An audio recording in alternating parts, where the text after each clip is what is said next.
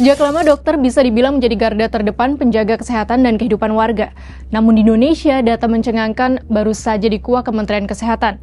Sebagian calon-calon dokter spesialis nyatanya memiliki gejala depresi hingga merasa lebih baik mengakhiri hidup. Apa penyebabnya? Dan mengapa ini bisa terjadi? Hasil penapisan atau screening kesehatan jiwa program pendidikan dokter spesialis atau PPDS pada 21, 22, dan 24 Maret 2024 menyebutkan 22,4% PPDS mengalami gejala depresi.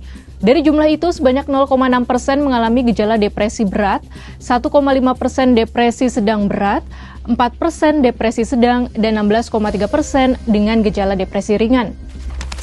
Dalam screening bahkan ditemukan dalam 2 pekan terakhir sebanyak 3,3% PPDS atau 322 PPDS merasa lebih baik mengakhiri hidup atau ingin melukai diri sendiri dengan cara apapun. Sebanyak 2,7% merasakan dalam beberapa hari, bahkan pada diri PPDS dengan gejala depresi berat ditemukan sekitar 22,7%, diantaranya hampir setiap hari memikirkan hal tersebut.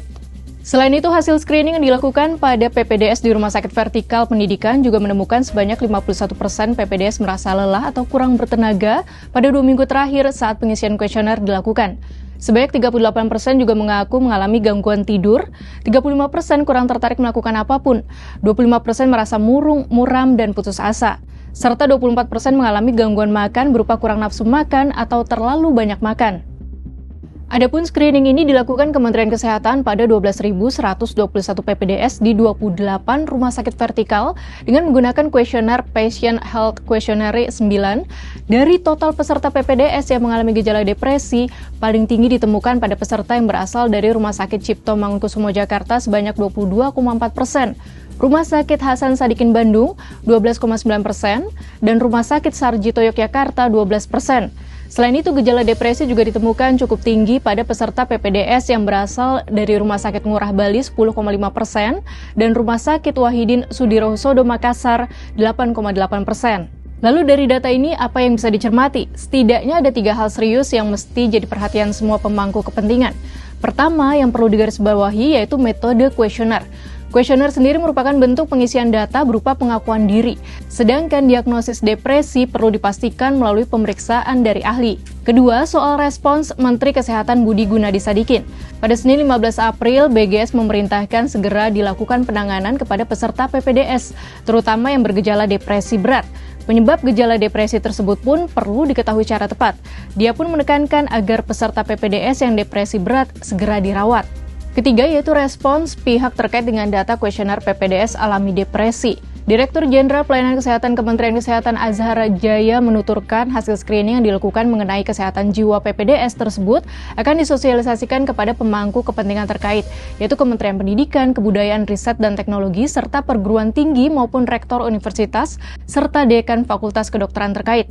Adapun Ketua Asosiasi Rumah Sakit Pendidikan Indonesia, Andi Wahyuningsi Atas, menyebut hasil screening tersebut juga bisa menjadi bentuk evaluasi atas sistem pendidikan dan kurikulum yang selama ini berjalan.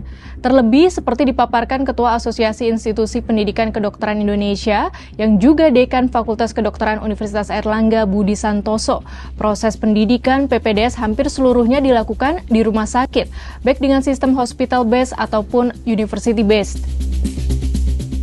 Hal menarik lainnya diungkapkan Dekan Fakultas Kedokteran Universitas Indonesia Ari Fahrial Syam. Dia mengatakan pendidikan calon dokter spesialis memang memiliki beban cukup besar. Beban pelayanan di rumah sakit vertikal juga sangat besar sehingga tidak menutup kemungkinan peserta PPDS yang belajar dan melayani di rumah sakit vertikal berisiko mengalami depresi. Selain itu, Ari juga menyebut jika latar belakang setiap PPDS juga bisa berpengaruh pada kondisi psikologis dari setiap individu. Persoalan ekonomi yang dihadapi juga bisa menjadi penyebab. Saat ini 80 hingga 85% PPDS menggunakan biaya sendiri untuk pendidikan dalam program pendidikan dokter spesialis. Belum lagi indikasi lain soal beban kerja tambahan dari para kakak tingkat atau dokter senior yang kerap disebut masih menjadi tradisi di lingkungan pendidikan calon dokter spesialis.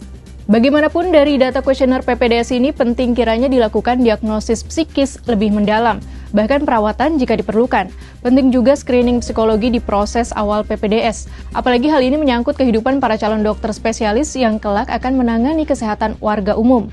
Sebab bukankah kredibilitas para dokter spesialis sangat dibutuhkan oleh publik untuk meyakini hasil diagnosis mereka?